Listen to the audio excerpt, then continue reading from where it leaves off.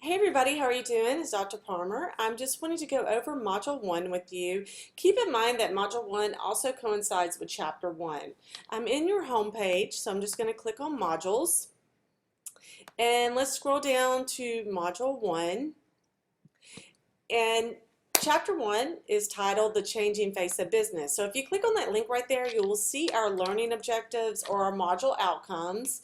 Same thing. And then your module activities. So some of the outcomes are define what is a business, identify and describe the factors of production. We're going to look at the eras or the history of business, skills and attributes needed to be a 21st century manager, and what are some of the characteristics that make a company admired. Pay close attention to that module outcome or learning objective because you will need that information to work on your assignment later on. And we're going to look at today's business workforce. You do have a group or class discussion forum where you're going to be communicating with one another and discussing. I will be interacting with you on the discussion forums. And then you have a quiz to take, Chapter 1 quiz, which does go over or cover the material outlined in your chapter. However, you can use additional resources to reinforce your learning, whether it's websites, personal experiences, experience of others, articles, newspapers, magazines, any other resource to reinforce that. That is totally acceptable. Just don't let those be your only resources to study in.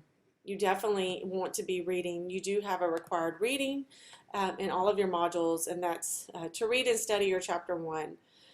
Okay, let's look at the presentation for this module. You do have a PowerPoint presentation. You have it in different forms. You have a PDF version. You have an audio version. So you have a presentation that goes over the chapter material as well, or this module's topics and concepts that are relative to your learning. You also have some additional resources here that I have found for you and uploaded for you. So if you click the links, it'll take you to an additional resource to help your learning more. All right. You also have, let's look at your, I know it's really dark today. It is pouring down rain. I know you can't see it from your view, but if you could see outside right now, it is not that too terribly late, and it is absolutely pouring down rain. But so let's look here at your discussion forum. What makes a company admired? I would prefer you not use Apple because this is, part of the graphic here. But let's look on here. Based on the Chapter 1's reading, The Changing Face of Business, locate one company that you personally admire. The chapter reading discusses several examples of how a company might be admired. So you're going to locate a company that you admire, and then use the examples in the chapter to help develop your answer. Why do you admire this company? Additionally, does the company take part in social responsibility efforts? If you're not sure what that is, that could be anything from, does the company participate in recycling efforts or green initiatives?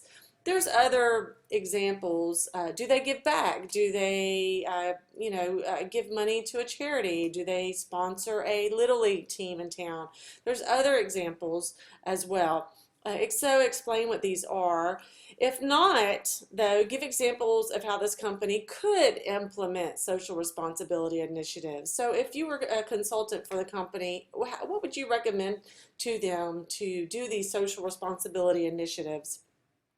Also, identify a specific person that plays a key role in why you admire the company, and list those traits, behaviors, characteristics, or attributes that makes this person admirable. So you may have to do some outside research on this.